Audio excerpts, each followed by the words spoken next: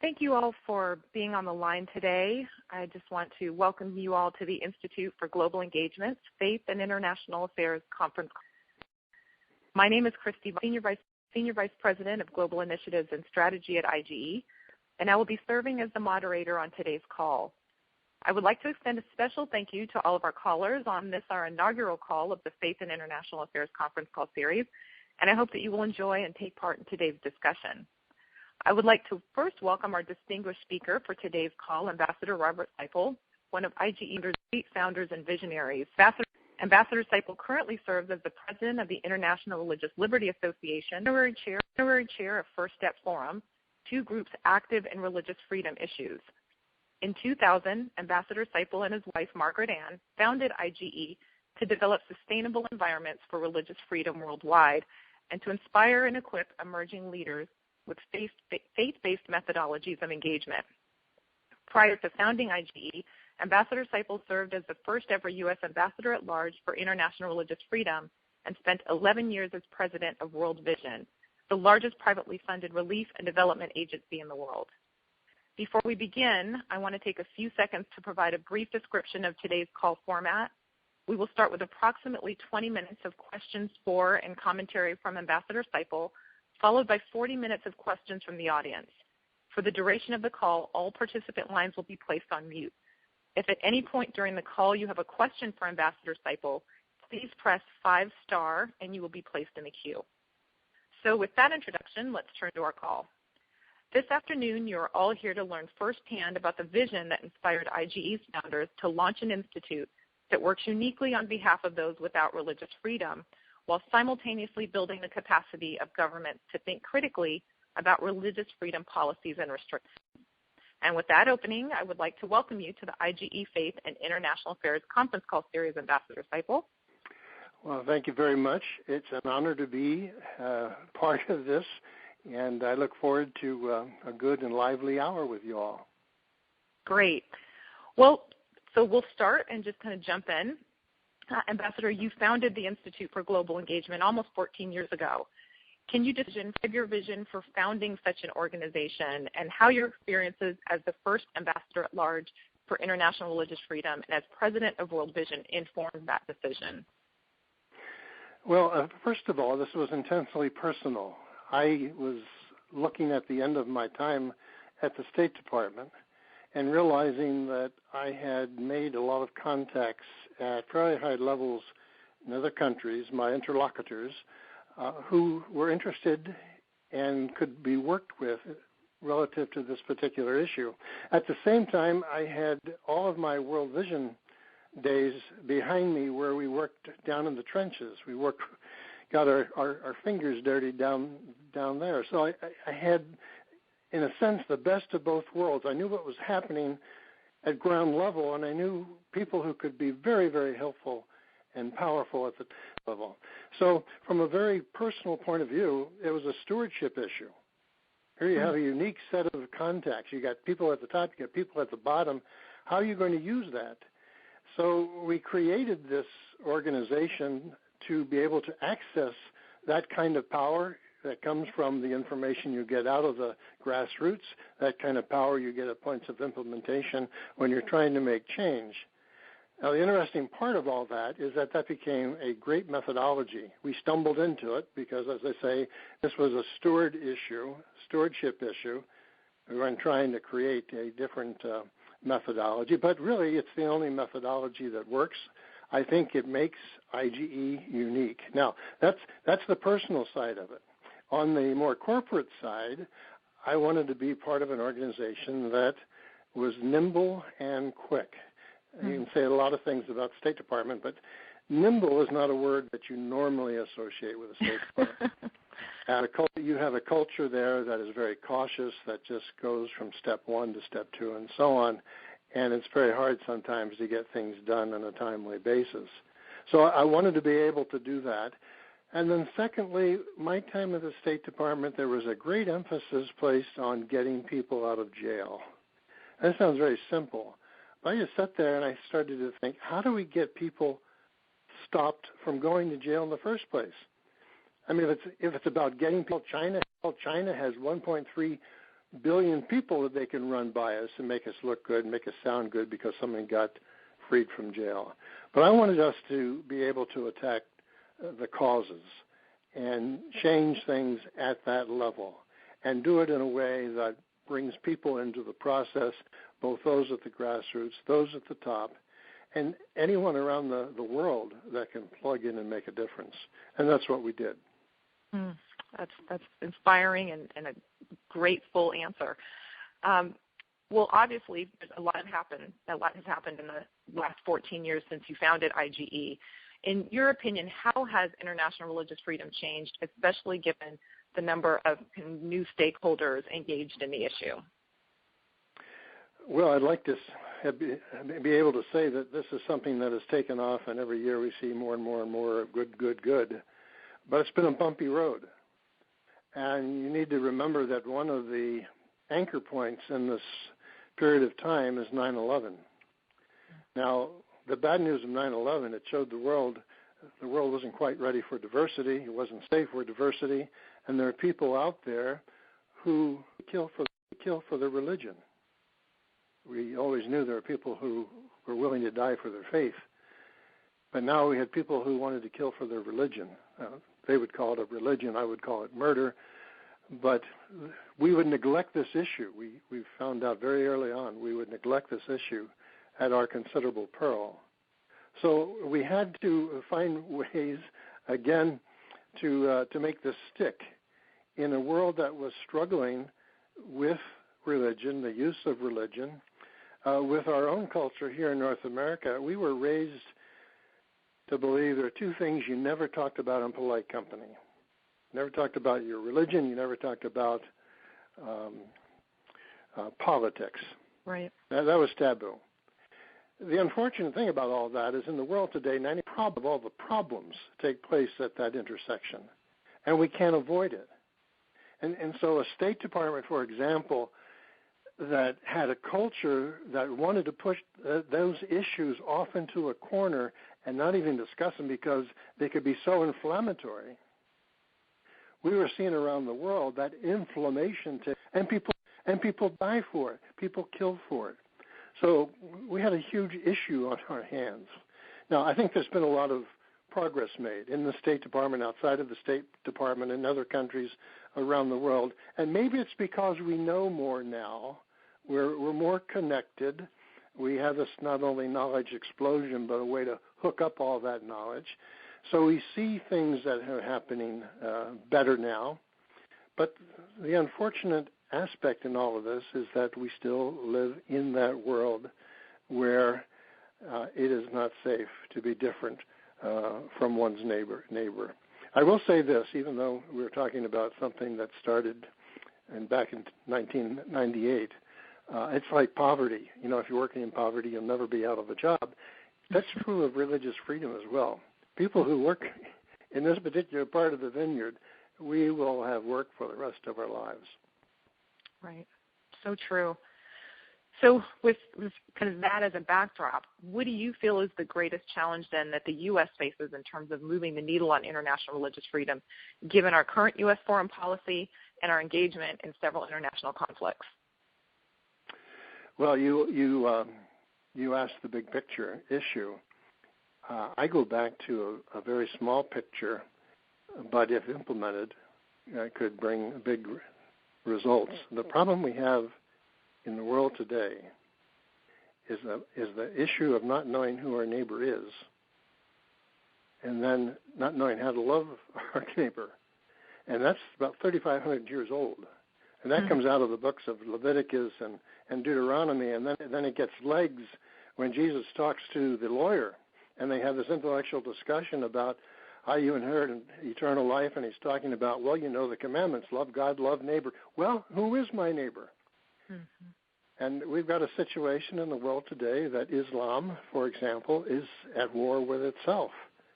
You have a Sunni-Shia divide that is actually absolutely wiping countries out, putting millions and millions of people, billions of people on edge, making people more vulnerable than they need to be. And it's that inability to grasp an audience? How do we speak to one another? How do we interact with one another? Now, you put it on a large scale in terms of a geopolitical event. Well, we've got a back and forth going on between our government right now and Uganda on same-sex marriage issues. And I ask the question as I look at that, have we listened? Do we know? Is there respect built into the methodology? Or are we simply raising a fist and saying, do it our way? We've got to be very careful about that. It has taken us over 230 years to reach our present level of imperfection. And when we put up our fist, the rest of the world will put up their fist. So the message is always important, but the methodology is first and foremost. And our challenge is to find a methodology. I know under Chris, our son, you talk about safe places all the time. Well, we need safe places, not where people are fighting, but where people are respecting one another. Now, here's the way to avoid sectarian conflict for everybody all over the world. This is my simplistic approach to it, but I think I'm right, and I think if we could implement it, we would all be better for it. We need, as individuals, to understand our own faith at its deepest and richest best. We need to know why we believe like we believe. What's the basis for those beliefs? And after intense reflection and study and thoughtfulness, how does all that emerge? You know, the world is not kind to superficiality. And people who don't have faith, people who want none of this at all, have to be able to say, well, this is how I've come to that conclusion.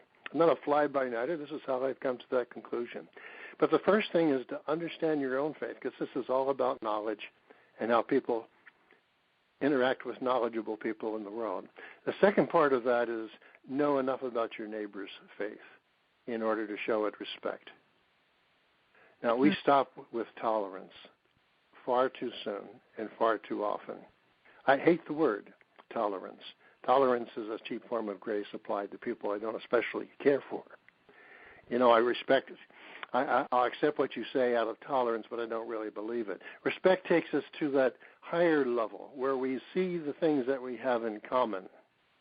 Not compromise, not changing a position, but we see the things we have in common, each of us being created in the image of God, for example, or with that divine spark, as the Islamic faith talks about. A place that we can work together and stand together and begin to solve some of these big geopolitical problems. I tell you this, if we all could just bring that to the party, know our own faith, respect our neighbors, we would never have a sectarian conflict again. And that would be a good thing. Yes, it because would. Unfortunately, what we know about sectarian conflicts is they're longer, they're more brutal, and they're more unpredictable than any other kind. So true. So thinking about that, what impact then does religious freedom, in your view, have on global democratization and development efforts, especially because from a foreign policy perspective, that is a critical issue that we here in the United States and certainly amongst our allies and many other countries really care about and are putting significant resources and efforts into? Well, there's a very definite relationship between religious freedom and security, and it's a very simple formulation. But when a population in a country feels that that country has its best interest at heart, that population will be more loyal to that government. And loyalty brings stability, and stability brings security. And all these folks that are governing in the world today have to be looking at this issue of security and how do I strengthen that aspect of governance. Whether you're a large country like the United States or whether you're a fledgling country just getting the sea legs, security is a big issue. And you look at countries where every day they fight it. In Burma, for example, things that are happening on the border can create instant bloodshed. You go to the capital city and you have the same dynamics in terms of this group and that group. How they found a way to live together. Well, what is that? That's security of the border. Why does China have so many conflicts at Taiwan or Hong Kong or Tibet or in the West with the Uyghurs? Well, because those things are happening on their boundaries. They're threatening boundary security, national security. And if you look at the countries that are succeeding across the board in their economics, in their religious, in their rights, in the way they treat the people, in terms of what the country's producing internally and externally, most of those countries, I would say all those countries, have done a better job with this issue of religious freedom than a lot of the countries that are living in fear, a lot of the countries that are trying to put things down, that are trying to squash human rights, squash religious freedom. So again, in the development of a country, if this thing comes first, Thomas Jefferson understood this better than anybody. But if you can start by making the mind free, then everything else becomes easier. Freedom to assemble, freedom of the press, freedom of speech. I mean, all these things come out of a freedom of conscience, a freedom of reflection, a freedom of taking my beliefs and making something out of them. And let me just say this. One of the things we've learned in the last 20 years through all these terrible identity conflicts is that the strongest component in a person's identity, inevitably, is the religious commitment. And that's why these wars, these identity conflicts that are based on religious differences, Bosnia would be an example, back in the 1990s, why they're so harsh, why they're so brutal, what people can do to one another in the name of religion, because it's part of their identity, and it's a passionate part of their identity. And as I said before, they're willing to die for that identity. Unfortunately, they're also willing to kill for that identity. Mm. Yes, absolutely.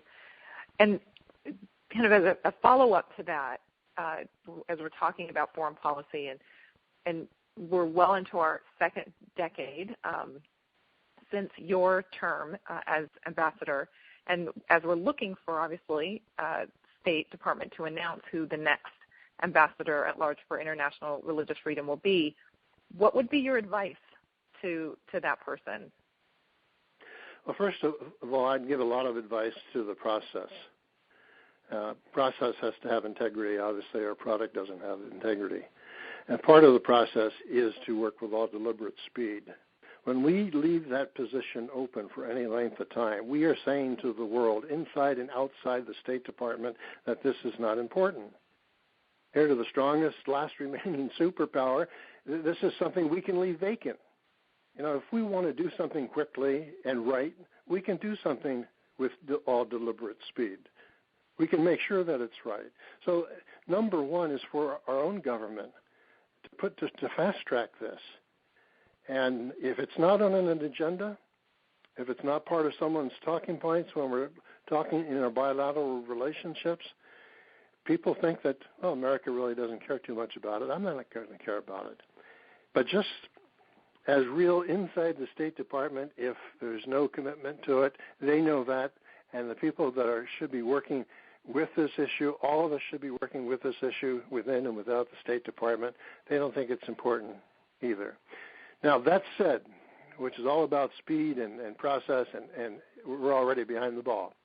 That said, I think you have to find someone who understands how the world works a little bit.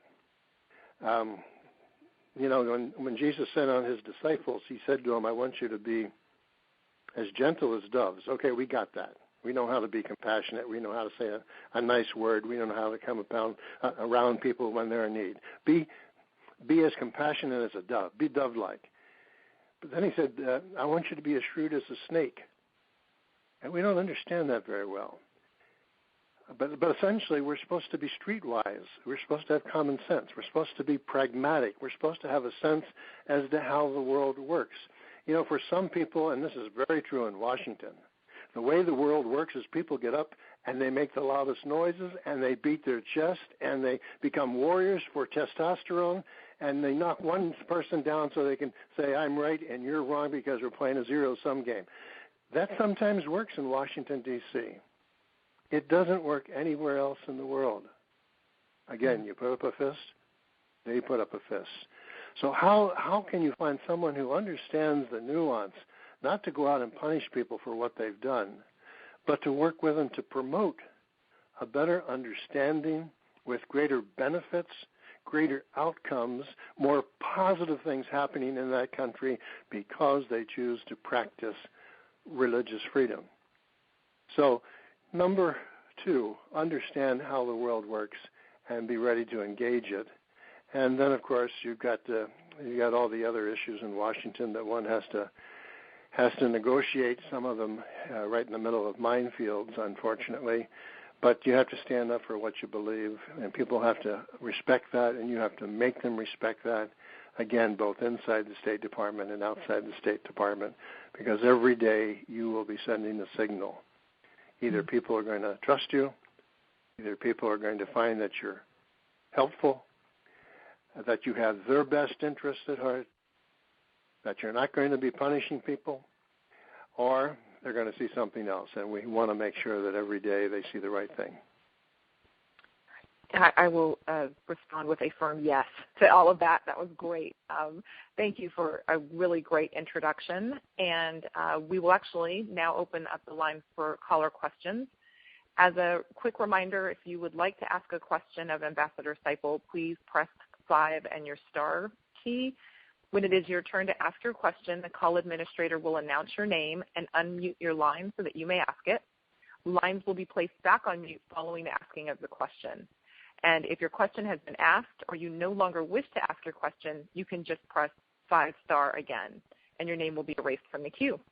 And for the sake of other callers, I will ask that when you're called upon, immediately ask your question rather than what often happens in that we like to provide our own commentary.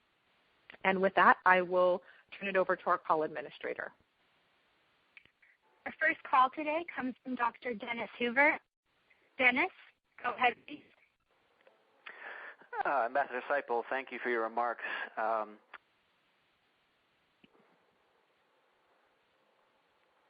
had a question about your time in the State Department.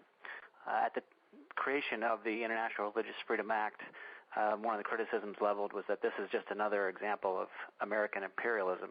And I'm wondering, in your time in the State Department, did you find allies in other democratic countries or the European Union, other people in foreign service positions who were sympathetic, or did you feel like you were often alone, a lone American advocate? Well, the question of American imperialism is strong. Anytime you feel that we have it, you need it, look out world, here we come. Obviously, I feel that has to be avoided like the plague.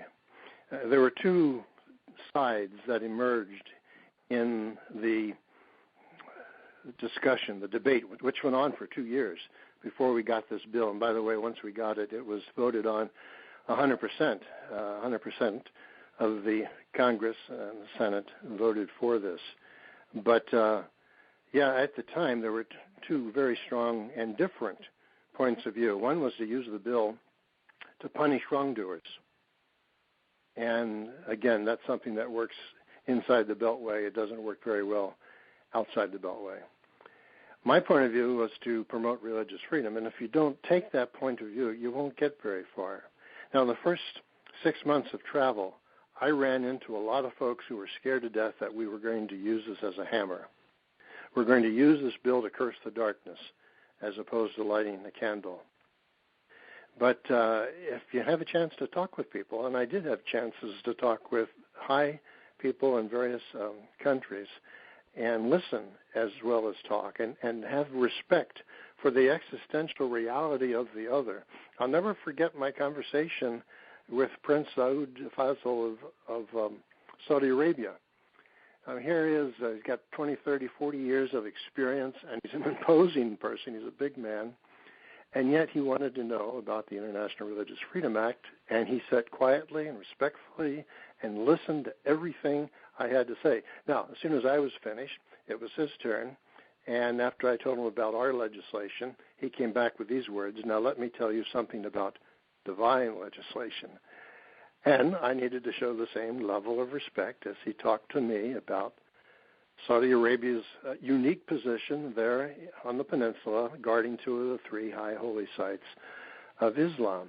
But out of that conversation, a house church was allowed in Saudi Arabia. Now, this was back in the early 2000, 1999, 2000. I'm not quite sure where they are today. You know, one of the problems is you go two steps forward and one step back. My point is that the methodology of promoting that got us to a huge step on the part of the Saudis, where there's no religious freedom, to say, okay, we'll let you have religious freedom as long as you do it privately in the confines of your own home, essentially creating, by fiat, a house church.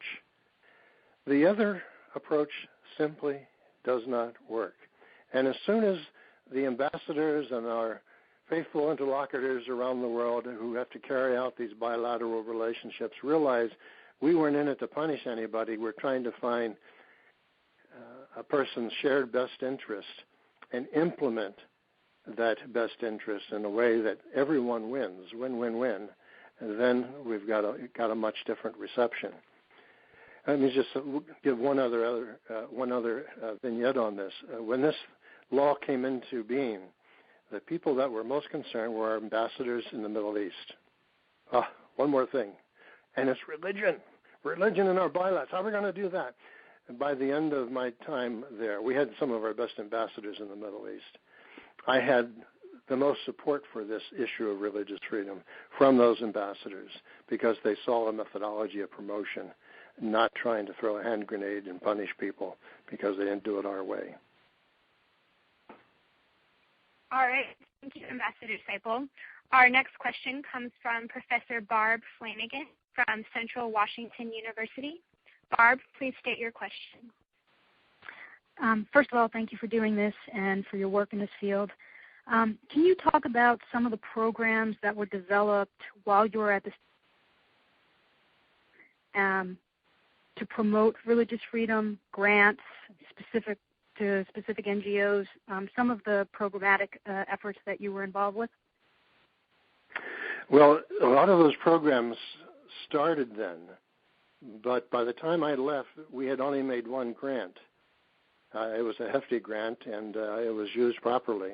Since that time, the State Department has seen the wisdom of this and has made considerably more grants in countries where they would like to promote, again, in concert with that country, a certain outcome based on a shared understanding of religious freedom and what would be best for a particular country. And at the time, we didn't have a lot of that money floating around in the late 1990s to do those kind of things, although we did have a smaller grant that comes to mind in Lebanon, where we were to look at the issue of reconciliation in some of the villages that were torn apart in their civil war. Well, it was really a civil war, many groups, but it was also a religious war, and a lot of the conflict was based on religious lines. And we were able to go in and essentially work that issue with the people on the ground, with the Lebanese themselves who had just gone through, I guess it was like 16 years of civil war, to get something better coming out the other side. Now, there's a lot more of that now. But one of the things that was unintended, but, well, maybe it wasn't unintended, we had an annual report that we had to do on everybody in the world. And that annual report, once it got going, which is to say, once people saw what it entailed the first year, many times that was programmatic enough to get them to move to do something in their second year, to get them to move closer to a standard, an international norm that people like us were using in terms of promoting religious freedom. And one of the unintended consequences of that annual report was the movement of countries in a favorable direction. And we used to mention the ones who had made the most progress. Well, everybody likes a little competition. And when you mention that Laos, in year one, had made considerable progress, a small country that didn't have a lot of the pluses that you find in larger countries with trade going on and history and so on, well, the next year it was Kazakhstan. Now, again, anytime in these countries that have not had the history that we've had, there's one step forward sometimes and then a step back, and you don't have a straight line for the progress of religious freedom. But I'm glad that there are more programs today, and they can certainly be accessed through International Religious Freedom Office at the State Department, where they will tell you the countries they're interested in, the things that they would like to see, and I'm sure would be encouraging in terms of a school applying for something like that. Thank you, Ambassador Seipel. Our next question comes from Mr. Charles Strahamer, currently with the Center for Public Justice. Charles, go ahead, please. Hi, Ambassador Seipel. It's great to hear your voice. It's been a while since we've seen each other. And so I have a question about IGE's, which I really love, relational diplomacy. I wonder if you could talk a bit about that. I find it really terrific. I've been doing this work on the Wisdom Project, and I see relationships that to the wisdom tradition and to wisdom-based diplomacy. And as I pursue my own interests here, and talk to Chris and Josh and others at IGE, I find that ideological perspectives can be of working wisdomly with relational diplomacy. People, state actors or high-level actors, they tend to absolutize some ideological interests, and it causes this sectarian division, and you get these sectarian checklists, and if you do these 10 points, I'll line up with you and we'll have some cooperation. The other guy pushes back with his 10 points, and it just seems like ideological paradigms can get in the way of real relational diplomacy. Could you talk a little bit? Well, that's true. Yeah, I'd be happy to, Chuck. I have to confess something. It's Chris's phrase, relational diplomacy. I would have used the phrase incarnational diplomacy, because I think that's what it is. I think you have a series of beliefs, but they have to be acted upon with an equally important series of behaviors. How do you do that? Well, how do you do it in a way that makes your own faith most attractive? And when you're dealing with someone who is not of that persuasion, how do you do it in such a way that that person feels safe in sharing his faith experience with you? And so what you get along with relational diplomacy at IGE today, and I can understand why, and I'll give you an example of it in a second, is the concept of a safe space.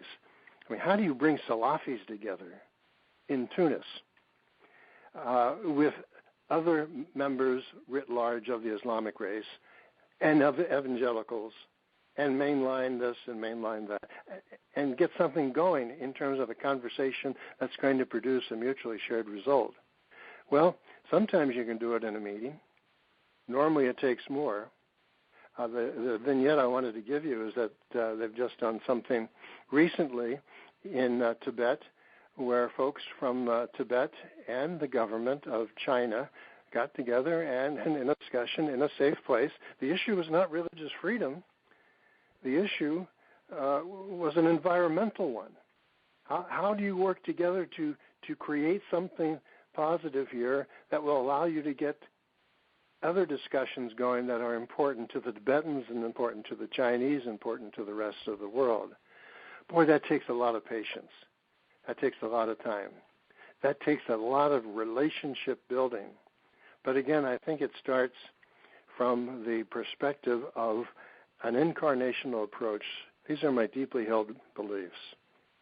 And to go back to what I said earlier, is this my neighbor? Yeah. How do I help my neighbor? In fact, how do I love my neighbor?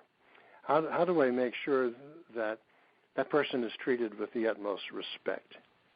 How do I make sure that it's much more than simply tolerance? How do I make sure that that person knows that what we've done so far is a beginning and I will come back next year and the year after and the year after? It got so my wife and I traveling to Laos, and sometimes with one of our sons, and I think Chris was with us once, but we would not be introduced without them telling the people that we were going to speak to, this is the Lao now, how many times we had visited Laos, and why we would bring a family member to Laos, and why father and son and husband and wife would come to Laos. Well, that meant a great deal to him. Each time the relationship built a little bit more. And by the way, we knew the relationship was building. The first time, no one met us at the airport. The second visit, someone met us at the airport.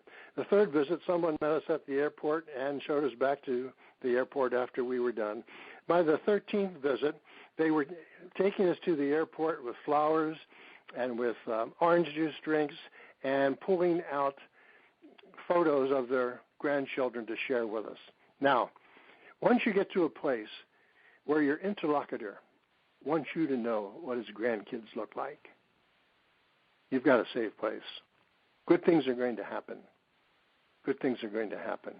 You've created a relationship of trust, and you can now work towards a mutually advantageous agenda. Thank you, Ambassador. Our next question comes from Dr. John Birnbaum. He's the president and CEO of the Russian American Institute in Moscow, Russia. Dr. Birnbaum, the floor is yours. Greetings, Bob. It's great to hear from you again, my friend. Bob, I would be very curious to know if you had an opportunity to meet with Vladimir Putin to talk about some of these issues, what approach would you take in a context where he desperately needs legitimacy? His relationship to the Russian Orthodox Church is critical to giving his government legitimacy. And as a result, minority faiths in Russia have very little room to operate. What approach would you take if you had that opportunity? Well, thanks, John. It's good to have you back here. And thanks, too, for decades of service to that particular part of the world. You would start, I think, by sorting out who the players are and making sure that you're reading them the same way they're being read inside Russia. My wife and I spent 15 days in Russia last May and got a very different perspective on what they think of Putin. I think we give more credence to Putin and what he's doing than a lot of the people in Russia do, for an example. But that as an aside, I would begin to sort out the stakeholders and whether they are taken seriously by their own people. Can they move the needle? Can they roll the heavy ball up the hill? And if it's Putin, fine. Then go and sit down with him or his designate, and it would be his designee in this case, someone that, when I was there, it was his foreign minister and the ambassador here in this country that we dealt with. Know the history. A lot of this is prep work. Understand the history. Understand the role of World War II and what it means to lose 20 million people in the war and then 20 million people after the war. What that does to the psyche of the Russian people. Understand the role of the church, which, as you know, has been up and down, but also has a good history, a rich history, and is obviously one of the stakeholders. And then when you have that all under your belt, get your meeting and sit down and listen to the other side. What would you like to come out of this with, Mr. Putin? How can we develop a piece of a shared response to some of the difficult issues? Understand that I'm not here to preach to you or to show you the American way, but why on the canvas of 200 plus countries in the world who have adopted this particular Bill of Rights, Universal Declaration of Rights, how do we put Russia more in line with that so it doesn't travel the world with a black eye, that you become part of the solution? But I would be very, very cautious. In fact, if I were doing what I'm doing now, John, talking too much and not listening to you because you've been there for 20 years, I would be making a mistake. So again, there's a lot of common sense here. How do we want to be treated? Well, you would like to have the same kind of respect. You'd like to have the same kind of intentionality, attentiveness, and listening. You'd like to be able to start with some small things like we did with the Saudis and find a way to celebrate those things until they led their way to larger things, and when people began to feel more and more secure. And let's face it, there's great paranoia on both sides of the Russian-American divide, and maybe more so today than 2 or 3 weeks ago. Make sure when those discussions are taking place that there's also an intentionality towards knocking down the paranoia and replacing it with trust. Trust is hard. Trust means truth. And sometimes the truth is very difficult. They say that truth without love is aggression. But love without truth is mere sentimentality. And there has to be truth spoken back and forth if we're going to come to a higher level of relationships, reconciled at that level to have additional conversations. All right. Thank you, Ambassador Seipel. Our next question comes from Todd Daniels. He's a Middle East Regional Manager at International Christian Concern. Mr. Daniels, please state your question. Thank you, Ambassador Seipel. My question is maybe a little bit more technical. There's currently legislation being debated that would create a special envoy for religious freedom to the Middle East and South Asia. What are your thoughts regarding that legislation? And in a related way, one of the reasons for that legislation has been because of the way the IRF Act has been implemented with the ambassador at large maybe not carrying the weight that the act seemed to have designated for him. So maybe if you could just speak to those two issues. Well, first of all, I think you're absolutely correct. Nobody in the State Department wanted this bill to pass. My feeling was when I got there and I started to listen to everyone talk, it was going to pass unanimously. And as we've always said, if they're going to run you out of town, why don't you get to the top in front of the line and make it look like a parade? Why don't we jump on board this? Well, they fought it to the end. And I used to read the papers, and I didn't think much of the rationale for why they would fight it. They would talk about things like creating a hierarchy of values or a hierarchy of rights. But I think really what the State Department was afraid of was one more aspect of the bilateral relationship that now I'm responsible for. You're already breaking my back out here with stuff in a tough country. Why are you adding such a sensitive, and by the way, didn't your mother ever tell you don't talk about religion and politics in polite company? Those kinds of things. Now, special envoys to do this and that, and whether it's tied to a particular faith or to a particular region of the world, seem to me to be the State Department's desire to create their own legislation and make it better and different than the legislation that came down in 1998. I would just be very careful how that's implemented, because you have people in Washington with long memories, and they know how we started, and if that was faulty, make some corrections. If there needs to be changes in reporting relationships, do that. But whatever you do, don't create confusion inside the State Department building and inside the global community, because it looks like you got 2 or 3 people doing the same thing. I think we're very close to creating that kind of confusion, because we haven't taken the bull by the horns and said, look, this is what the legislation said. It offers up an ambassador at large. Let's make that an ambassador at large. And by the way, what are the reporting relationships for ambassadors at large? These are battles that unfortunately should not have to be fought 16 years after the law was enacted.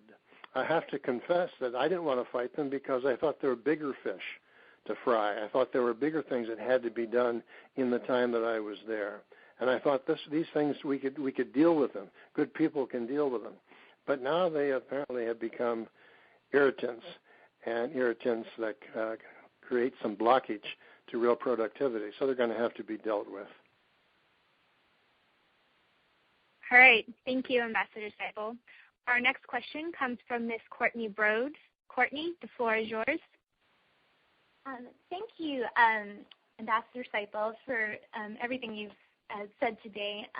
One question that I have is, if you could advise governments around the globe that have restrictions on religious freedom or who believe that controlling faith and religious freedom is better than giving complete freedom, what is the one piece of advice you would give them?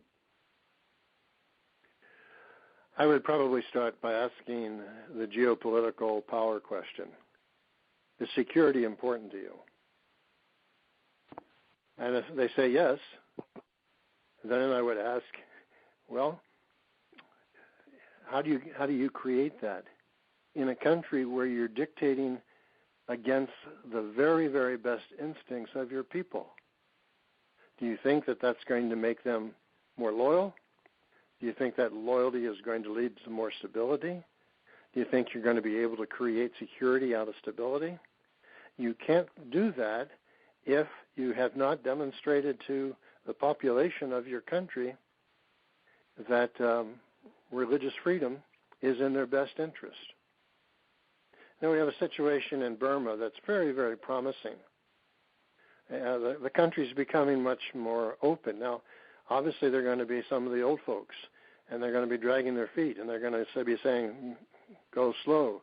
And the old guard, never underestimate it for slowing something down. But there's a great open door potential in Burma, Myanmar, today for a giant step towards democratization.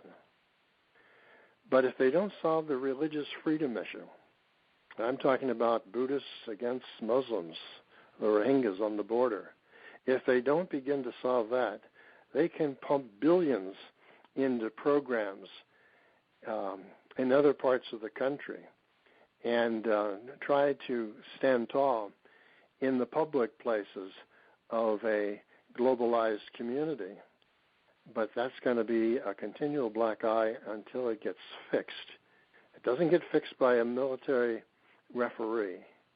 It gets fixed by people of goodwill who want good things to happen, sitting down and talking about the things that are right now dividing them and that are scaring them and that are hindrances to a full reconciliation. This takes time. We have 5-year plans. They work over in this country. They don't work anywhere else. It's going to take a lot of time. And the NGO community is going to be helpful. And the church, the expression of religion, is going to be helpful because they're stakeholders. And I would get the stakeholders together and find a way to solve that problem early on. Otherwise, it's going to be a detriment and a roadblock and a stumbling block to everything else they have to work with. Thank you, Ambassador Seipel. Our next question comes from Ms. Hian Wu. Hian, please state your question.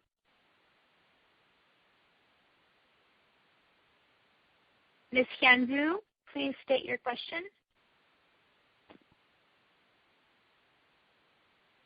Okay, we will move along to the next person. The next question comes from Dr. Elisa Zai Atri with IGE. Elisa, please state your question. Thank you, Ambassador Seipel.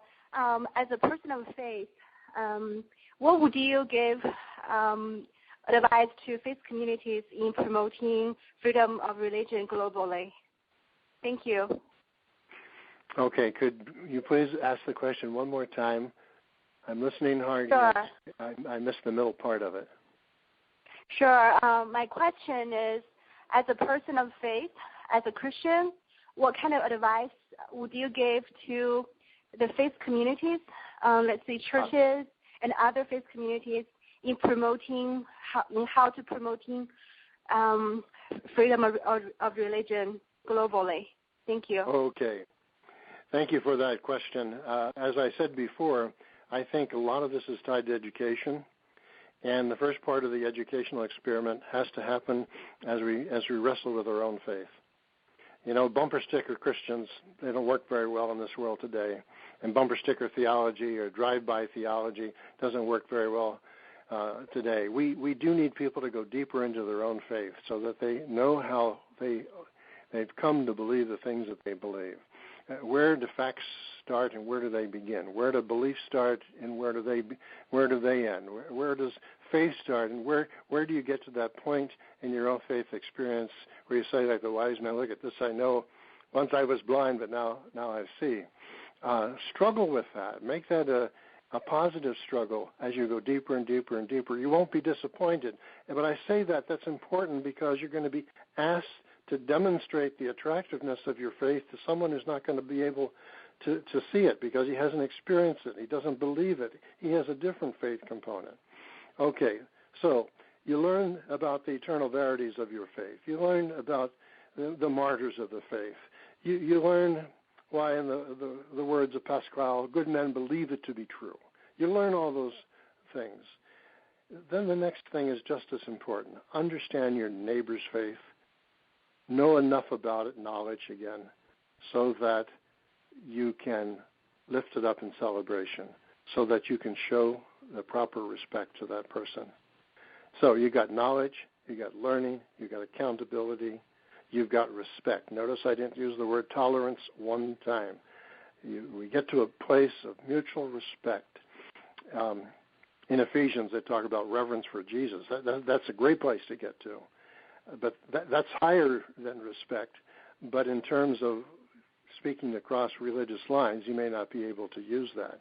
But get to a place where you have the utmost respect for your neighbor's faith. Again, back to the parable of the Good Samaritan. Who is my neighbor? How do I love him? And I think everybody can do that. You all can't serve in government. You all can't serve in IGE. You all can't serve in the military. You're going to have to get your geopolitical awareness some other way. Well, in this knowledge-explosive world in which we live that has the tools to connect us with all kinds of informational dots across the landscape, we are without excuse. We are without excuse. On any single subject, it's been written about, it's been talked about, it's been captured, it's been mined, it's up there on our internet, and we need to find out how we access it and use it because it's there. It's one of the pluses of our generation. But understand how this is working itself out in the real world.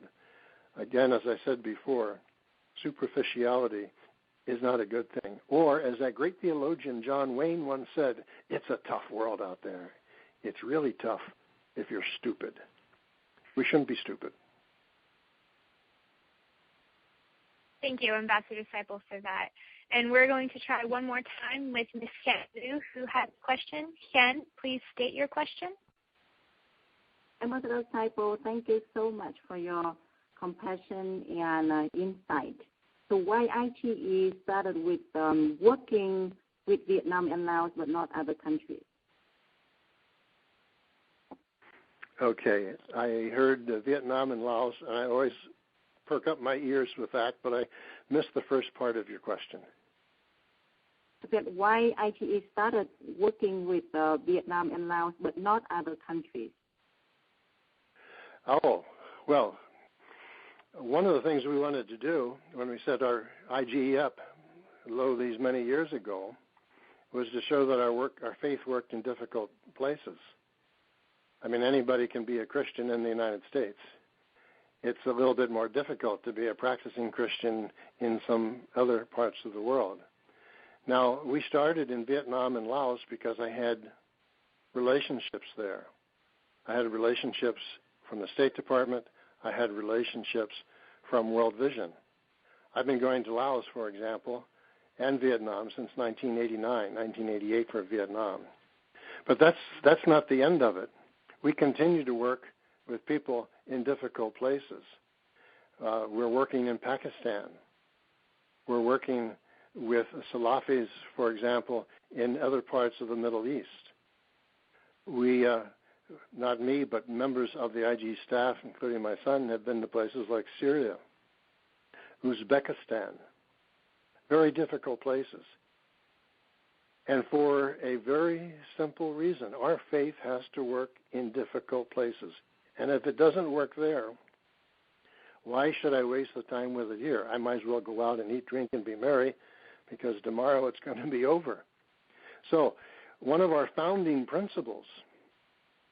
Let's make sure that what we are doing and the methodologies that we are employing will work in the most difficult countries of the world. There's no place in the world that we would be afraid to go. We'd ask a lot of questions in some of them.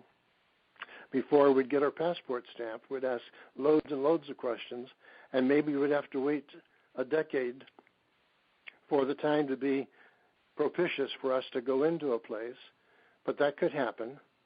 But I talk a lot about Laos and Vietnam. My Vietnam goes back to when I was there as guest of the United States Marine Corps in 1967-68, and a dozen plus visits since that time. So I have a lot of relationships there, as I do in Laos. But that's not the end. That was simply the beginning of working on the cruel edges of the world. That's a phrase that comes out of the book of Hebrews under the messaging of Eugene Peterson, working on the cruel edges of the world. That was part and parcel of IGE, why we worked where we did, what we were going to do when we got there. We wanted to make sure that people on the cruel edges of the world could have hope, could have legitimate hope that tomorrow's expectations for tomorrow were going to be better than the reality they were facing today.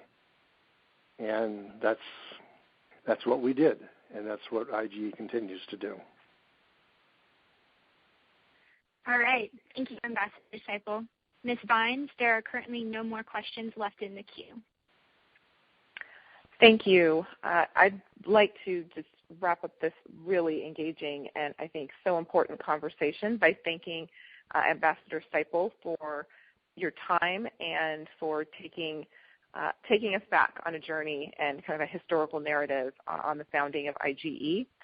And I want to thank our callers for joining us today. I hope you will all join us again on our next Faith and International Affairs conference call, which will take place on March 6th, so next week, and will feature leading expert Catherine Marshall, Senior Fellow at Georgetown University's Berkeley Center for Religion, Peace, and World Affairs, where in honor of International Women's Day, we will be discussing the role of women of faith as ambassadors of reconciliation in global crisis. Thank you all again, and have a wonderful day. Thank you, Christy. World Affairs, where in honor of International Women's Day, we will be discussing